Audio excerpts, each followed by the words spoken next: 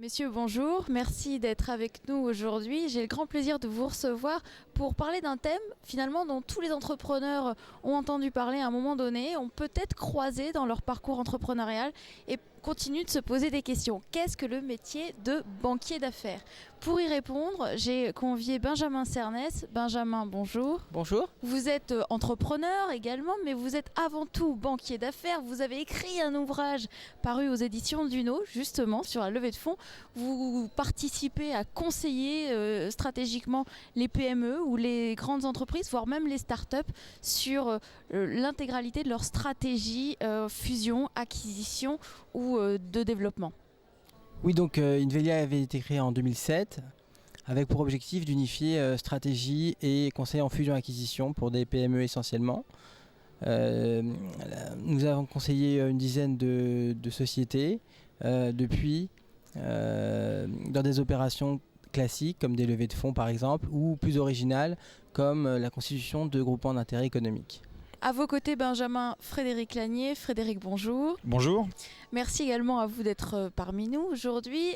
Vous êtes serial entrepreneur. On vous connaît pour vos différentes activités de dirigeant de PME, d'un groupe de PME. Et depuis quelques mois maintenant, vous êtes également associé d'Invelia, la banque d'affaires. Oui, tout à fait. J'ai créé il y a 18 ans Pentalogue.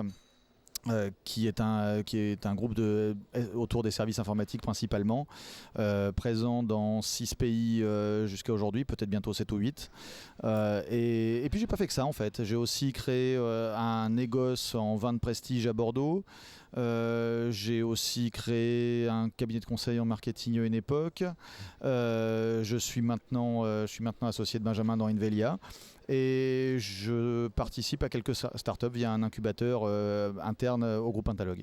Messieurs, si je vous ai demandé de répondre à quelques questions aujourd'hui, c'est pour mieux comprendre quel est le rôle du banquier d'affaires. Quelle est selon vous la définition que l'on puisse en donner? Le métier de banquier d'affaires est indissociable de deux notions importantes qui sont d'une part la demande et la stratégie. Donc, je pense que le métier de banquier d'affaires est indissociable d'une économie de la demande, c'est-à-dire qu'on est dans une économie où il faut s'ajuster à la demande de son client, prendre vraiment la mesure de ses problématiques, tant internes que externes, pour pouvoir lui proposer une opération qui fait sens. Concernant la stratégie d'entreprise pour moi est indissociable du métier de banquier d'affaires, pour 3 raisons essentielles. Première raison, à très court terme, un banquier d'affaires qui a bien compris et appréhendé la stratégie d'une entreprise va pouvoir monter des dossiers qui la valorisent au mieux. Donc il y a un ROI, j'allais dire, immédiat. Seconde raison positive, c'est de définir des deals qui soient peut-être originaux et qui répondent véritablement à la problématique stratégique de l'entrepreneur. Par exemple, en analysant un marché pour un client, on s'est rendu compte qu'il y avait un besoin d'évangélisation qui pouvait être que consortial et donc on a structuré un groupement d'intérêt économique. C'est donc une opération financière qui est une réponse à un diagnostic stratégique.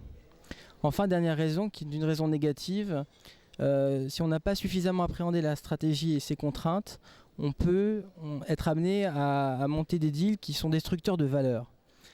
Par exemple, un LBO d'une société qui aurait un maintenance OPEX, c'est-à-dire des dépenses courantes importantes pour stabiliser son chiffre d'affaires.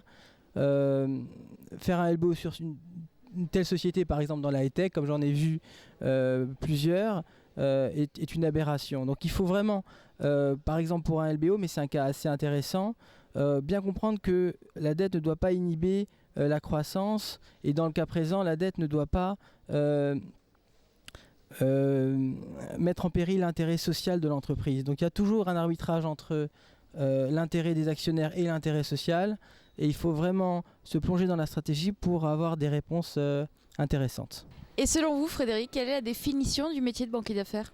Moi, je vais répondre en contrepoint de l'analyse brillante que vient de faire Benjamin. La La stratégie, pour essentielle qu'elle soit, ne suffit pas. On peut aussi définir le métier de banquier d'affaires aux confins également de la psychologie de l'entrepreneur et de l'opérationnalité de son entreprise. Il existe dans n'importe quelle entreprise des cultures, des dogmes, des équipes qui sont plus ou moins faites pour pouvoir supporter la stratégie que l'on va définir, qui va être redéfinie.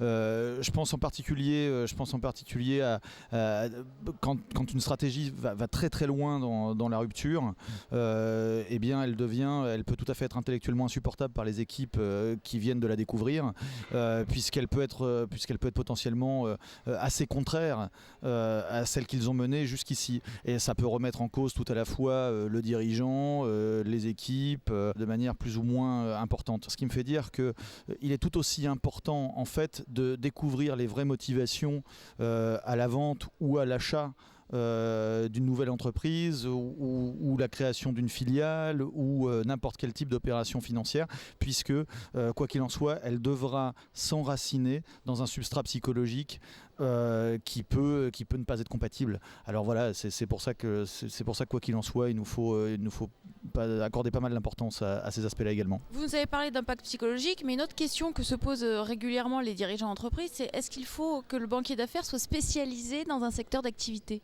Oui, je pense que c'est préférable pour plusieurs raisons, d'ordre intellectuel et d'ordre relationnel, c'est-à-dire que la valeur ajoutée du banquier d'affaires peut être intellectuelle ou relationnelle, ou les deux, idéalement. Et sur la partie intellectuelle, justement, challenger l'entrepreneur sur sa stratégie suppose quand même d'avoir un certain insight du secteur. D'autre part, par rapport à tous les aspects de modélisation financière ou d'évaluation d'entreprise, on sait bien qu'il y a des ratios spécifiques à un secteur d'activité donné, qu'il y a des évolutions très rapides, notamment dans la high-tech, et que donc, incidemment, quelqu'un qui n'aurait pas pris la mesure du challenge sectoriel n'aurait pas pu apporter la valeur ajoutée en proportion des attentes. Ça, c'est un premier point. Sur la partie relationnelle, évidemment, plus on creuse un secteur, plus on connaît des gens dans le secteur, et plus on est capable d'identifier des partenariats, des opérations d'acquisition, etc., qui sont créatrices de valeur et qui permettront justement d'apporter aux clients une satisfaction et d'avoir une vraie différenciation par rapport aux acteurs du secteur. J'ajoute que Invelia est particulièrement positionnée sur des secteurs de par son ADN technologique, avec donc une société de services informatiques qui est actionnaire et qui nous donne justement des expertises métiers très poussées dans le secteur des télécoms, du e-commerce, des services informatiques et des éditeurs de logiciels. Donc si on doit conclure sur la définition du métier de banquier d'affaires, c'est celui qui va accompagner le dirigeant d'entreprise, l'entrepreneur, à passer du concept à la réalité, qui va l'aider à formuler une stratégie pour avancer, développer son activité, toujours de cette manière-là, c'est-à-dire de passer de l'idée au réel. Merci à tous les deux d'avoir répondu à mes questions, et puis j'espère avoir l'occasion de vous retrouver très prochainement.